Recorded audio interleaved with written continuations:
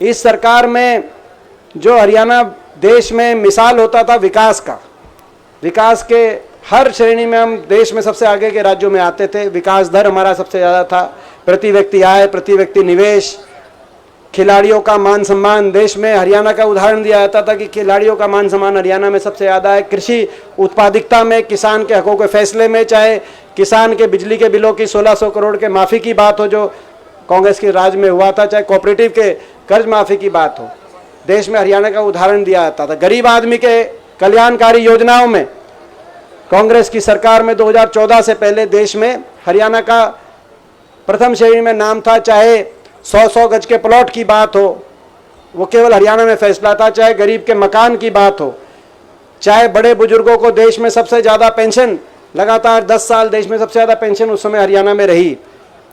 और कुल मिलाकर आपस में भाईचारा, खुशहाली, अमन चैन, शांति 10 साल तक कांग्रेस की सरकार में हरियाणा में कोई लंबा चौड़ा कहीं कोई आंदोलन करना, किसी को सड़क पे आने की जरूरत नहीं पड़ी। और प्रशासन को भी, पुलिस को भी और सरकार को भी गोली तो चलाने की दूर की बात है, किसी पे लाठीचार्ज भी 10 साल तक करने की कोई इस तरह की स्थिति हरियाणा में नहीं थी। आज वो हरियाणा आगे बढ़ रहा था और तेजी से आगे बढ़ना चाहिए था, लेकिन आज वो हरियाणा 9 साल की इस बीजेपी सरकार के और बीजेपी और जेजेपी सरकार, खट्टर दुष्यंत सरकार के बाद विकास में तो पिछड़ गया है। आज 19वें नंबर पे हम विकास दर के हिसाब से, नीति आयोग बता रहा है, मोदी सरकार, भाजपा दिल्ली की सरकार बता रही है 19वें नंबर पे विकास दर में। गांव का विकास, शहर का विकास, आज जींद में शहर का देखें, जींद के गांव का देखें, विकास दर में तो पिछड़ गया है, लेकिन आगे पहुंच गया, देश में नंबर 1 पहुंच गया बेरोजगारी में। देश में सबसे ज्यादा बेरोजगारी आज हरियाणा में। बड़े आश्चर्यचकित करने वाली बात, दिल्ली के 3 तरफ हरियाणा, जो देश में रोजगार देने का एक उदाहरण प्रदेश बनना चाहिए जिसको, वो आज बेरोजगारी में देश में सबसे आगे। ना तो निवेश हुआ, ना कोई औद्योगिक क्षेत्र लगे, क्योंकि मुख्यमंत्री जी ने कहा कि आईएमटी नहीं बनेंगी, कोई हम एक्वायर नहीं करेंगे।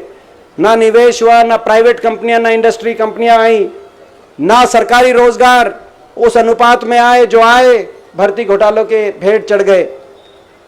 हरियाणा प्रदेश का नौजवान दर ठोकरें खा रहा है और बेरोजगारी में सबसे ज्यादा बेरोजगारी का सामना कर रहा है। वही हरियाणा प्रदेश आज भ्रष्टाचार में प्रतीक बन गया। देश में ऐसा खुला भ्रष्टाचार हमने कहीं नहीं देखा जो हरियाणा प्रदेश में आप देख रहे हो। इनका जो समझौता हुआ, जेजेपी ने समर्थन दिया बीजेपी को, आपको पता है ये समझौता कोई आदर्शों के, मूल्यों के और राजनीतिक नैतिकता के आधार पर समझौता नहीं हुआ। यह समझौता केवल भ्रष्टाचार की लूट के, छूट के आधार पर हुआ। कौन सा महकमा किसको थ्याएगा, कौन किस महकमे से कितनी कमाई करेगा, इस आधार पर समझौता हुआ। इस आधार पर समझौता नहीं हुआ लोगों के काम कैसे कराएंगे, प्रदेश को ऐसे आगे क्यों लेके जाएंगे। क्योंकि आपको पता है इलेक्शन से पहले तो अलग अलग बातें लेके इन्होंने चुनाव लड़ा था। एक कहता था, बीजेपी का नारा था इलेक्शन से पहले, 2019 इलेक्शन से पहले खट्टर साहब का बीजेपी का नारा था, क्या कहते थे, 75 पार कहते थे कि नहीं कहते थे? 75 पार कहा करते।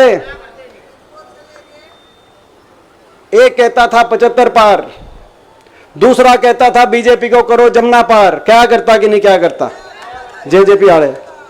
एक कहता था 75 पार, दूसरा करता बीजेपी को करो जमुना पार। इलेक्शन आते, इलेक्शन का नतीजा आते ही दोनों बन गए जमा पक्के यार। बन गए कि नहीं बन गए?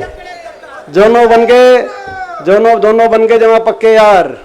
प्रदेश में बना दी भ्रष्ट सरकार, जनता करी हाहाकार। शराब का महकमा किसके पास आएगा, एक्साइज का महकमा किसके पास आएगा, रजिस्ट्री का महकमा किसके पास आएगा? और हम क्या बताएं, ये बीजेपी और जेजेपी के विधायक ही बता देंगे। सारी बात कहानी सुनी है तो दादा गौतम बता देंगे कौन खोपर एकला जी मन लग रहा है, सारी रिपोर्ट ले रहा है। सही बात है ना, खुला भ्रष्टाचार, इस आधार पर समझौता हुआ, प्रदेश को आगे लेके जाने के लिए नहीं हुआ।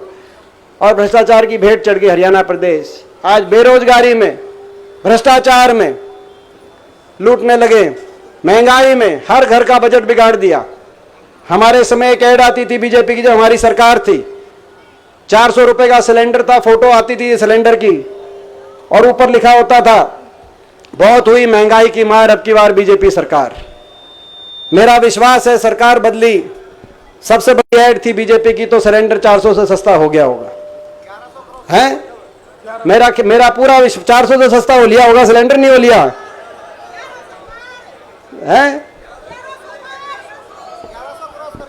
ना। ताई तेरी नहीं मानूंगा, जची नहीं मेरे, क्योंकि आजकल दूसरी ऐड चल रही है, आजकल दूसरी ऐड चल रही है, महंगाई भ्रष्टाचार, महंगाई हुई कम भ्रष्टाचार हुआ, महंगाई हुई कम बेरोजगारी हुई कम, बीजेपी में दम। तो या तो मैं ऐड की मानूं, ठीक बात है ना, या तो टीवी पे ऐड की मानूं या थारी मानूं। टीवी पे ऐड देख के तो नहीं दिखता भाई सिलेंडर 400 से कम होगा, पत्रकार बाकी सारी टोलेंगे, बाकी तुम भुगत भोगी हो।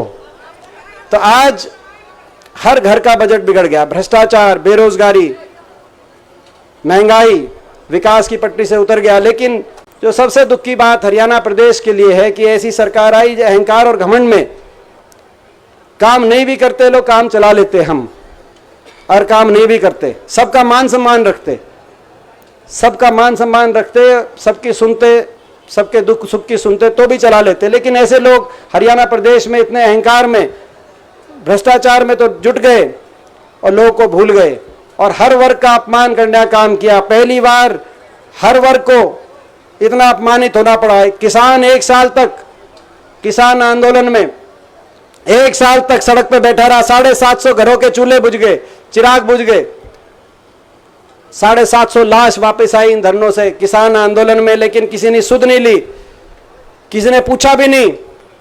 हमारे जैसे जब देश की संसद में जाते थे, कहते थे कि इन किसान, ये भी देश के नागरिक है, ये भी इंसान है, आप इनकी बात नहीं मानते तो कम से कम संवेदना के 2 शब्द कह दो, सहानुभूति के 2 शब्द कह दो इनके लिए।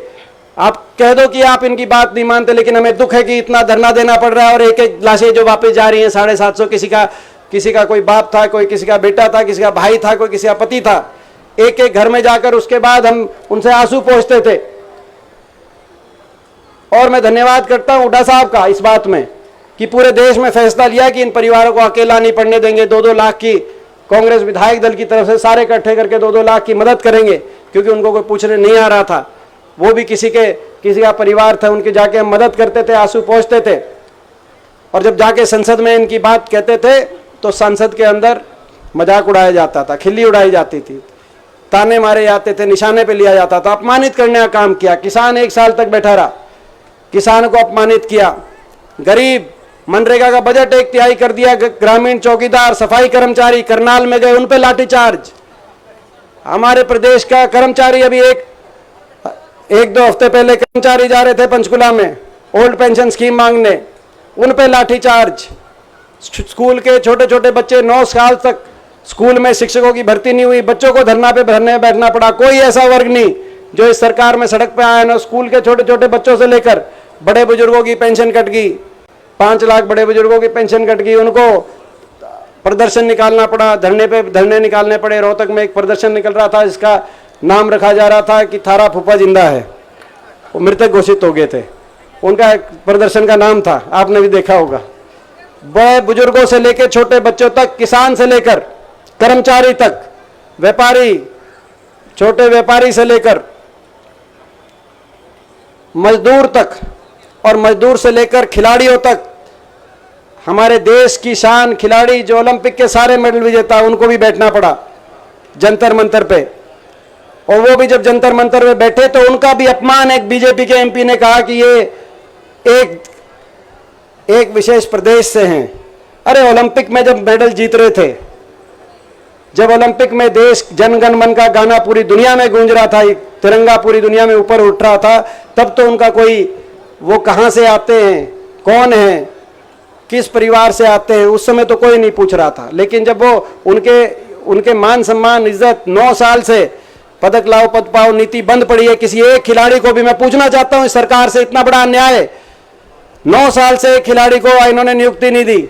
हमारे समय 780 खिलाड़ियों को अलग अलग पदों पे नियुक्ति मिली थी, हर बात से ऊपर उठ के मिली थी और बिना भेदभाव के सबको मिली थी। जो आज खेल मंत्री हैं संदीप सिंह, उनको भी उस समय डीएसपी की नियुक्ति मिली, बबीता फोगाट को भी डीएसपी की नियुक्ति मिली, हमारी बहन को योगेश्वर दत्त जो हमारे शान है देश की, उनको भी डीएसपी की नियुक्ति मिली, हर खिलाड़ी को मिली। आपने 9 साल से, हमारी बहन शाक्ति मलिक पिछले ओलंपिक में मेडल लेके आई थी, लेकिन उसको भी धरने देने के लिए जंतर मंतर पे बैठना पड़ा। और वो जब बैठी तो वो सारे खिलाड़ी बैठे तो उनका तिरस्कार, ऐसी कैसी सरकार है जो केवल तिरस्कार करने में विश्वास रखती है, काम ना करते। हरियाणा का केवल कहा तो भी हम काम चला लेते, लेकिन इन्होंने तो हरियाणा का ना काम किया, हरियाणा को विकास की पटरी से उतार दिया और सबका अपमान किया। हरियाणा को दोबारा से विकास की पटरी पे लाके हरियाणा देश में नंबर 1 पहुंचे।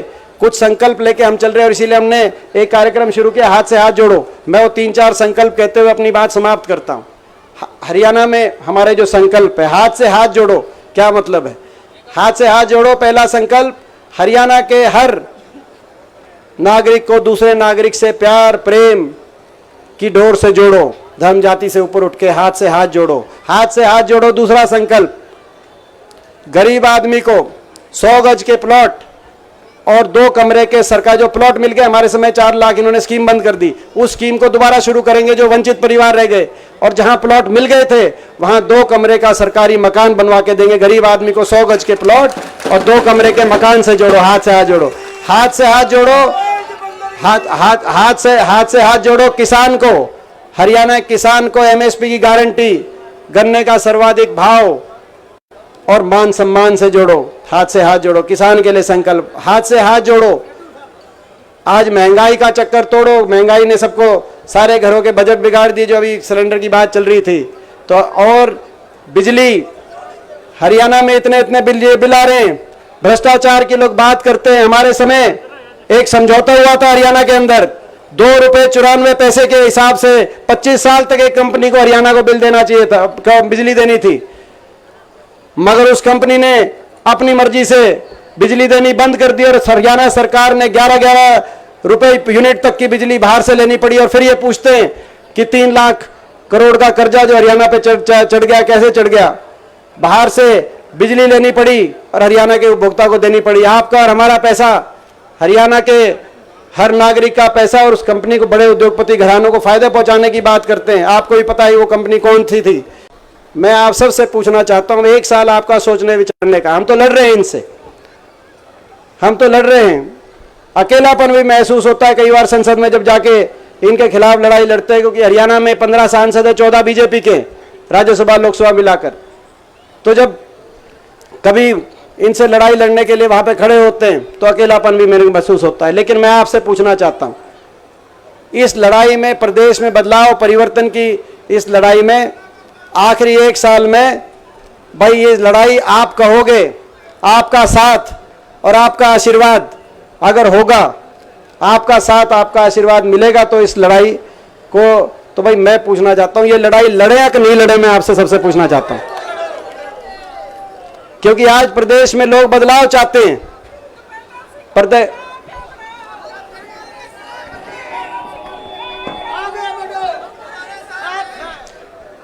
तो अपना मेरे समझ में नहीं आई, फिर मैं आप दूर थे थोड़े। सरपंचों के बारे में तो एक वो कह रहे हैं कि जी, तो बोला कि जी बाकी सबकी बता दी, सरपंचों की नहीं बताई। सरपंच भी न्यू मान रहे थे, सरपंच की छोटी सरकार है, बाकी सबको धरने देने पड़ रहे हैं, 18 नंबर नहीं आएगा। छोटी सर, चलो देखो ये बात यहाँ पे, इसमें देखो ये मैं समझता हूं कि भाई ये लड़ाई अपने को, सबको एक परिवर्तन की लड़ाई में, एक और बात कह रहा हूं, हर बात से ऊपर उठ के लिए लड़ाई लड़नी पड़ेगी।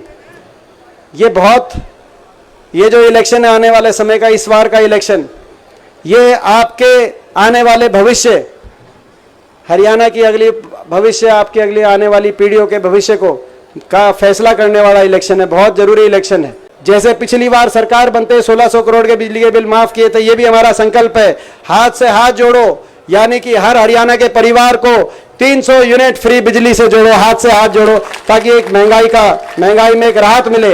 हाथ से हाथ जोड़ो, नौजवान को रोजगार से जोड़ो, हाथ से हाथ जोड़ो, हर शहर गांव को विकास की उस रफ्तार से जोड़ो, हाथ से हाथ जोड़ो। बड़े बुजुर्गों को भी नहीं भूलेंगे। सबसे ज्यादा तो धोखा बड़े बुजुर्गों के साथ हुआ, 5100 पेंशन पे कहा था समझौता, मेरे ख्याल 5100 पेंशन जो समझौता था वो भी आली होगी, शायद आली है कि नहीं आली। आपको याद होगा जब इनकी मेजोरिटी नहीं आई बीजेपी की, तो दुष्यंत चौटाला ने कहा था, जेजेपी ने, कि हम उस पार्टी का समर्थन करेंगे, हमारे 10 एमएलए है जो 5100 पेंशन देगी। हुड्डा साहब ने कहा कि ये हमारे कांग्रेस पार्टी के घोषणा पत्र में है। हम उस समय 2019 में कहा था कि हम 1 नवंबर 2019 से देंगे, यानी कि आज से 4 साल पहले शुरू हो जाती, और हर साल बढ़ाएंगे, आप हमारे साथ आओ। लेकिन केंद्रीय गृह मंत्री अमित शाह के घर चले गए, वहां पे इन्होंने बात करी और बाहर आके मीडिया में एक तरफ अमित शाह खड़े, एक तरफ खट्टर साहब, बीच में दुष्यंत, और इन्होंने कहा, क्या कहा, समझौता हो गया, कांग्रेस के हाथ से नहीं दिलाएंगे 5100 पेंशन, हुड्डा साहब से नहीं दिलवाएंगे, हम बीजेपी से दिलवाएंगे, हमारा समझौता हो गया। जब भारत सरकार एक तरफ, हरियाणा सरकार दूसरी तरफ, तो भाई 5100 पेंशन भी, जैसे सिलेंडर सस्ते हो गए थारे 5100 पेंशन भी आगे होगी, थारी नहीं आई। 5100 पेंशन बोलो, 5 लाख की पेंशन घट गई अभी जो है, तो भाई बड़े बुजुर्गों को भी नहीं भूलेंगे जिनके साथ इतना बड़ा धोखा हुआ। हाथ से हाथ जोड़ो, हरियाणा के हर बड़े बुजुर्ग को देश में डंके की चोट पे सर्वाधिक 6000 बुढ़ापा पेंशन से जोड़ो। ये हमारा संकल्प, ये हमारा संकल्प है। प्रदेश विकास के मामले में आगे जाए, खुशहाली के मामले में आप आगे जाएं, और हरियाणा दोबारा से देश में सबसे आगे पहुंचे। इन संकल्पों के साथ हम एक लड़ाई लड़ रहे हैं, हरियाणा में परिवर्तन की लड़ाई लड़ रहे हैं, हरियाणा को बचाने की। और कर्मचारियों को ही कह रहे कि भाई कर्मचारी का बोल रहे हैं, तो भाई हाथ से हाथ जोड़ो, कर्मचारियों को ओल्ड पेंशन स्कीम से जोड़ो। तो इस संघर्ष में, इस लड़ाई में मुझे पूरा विश्वास है कि आपका पूरा साथ और आशीर्वाद मिलेगा।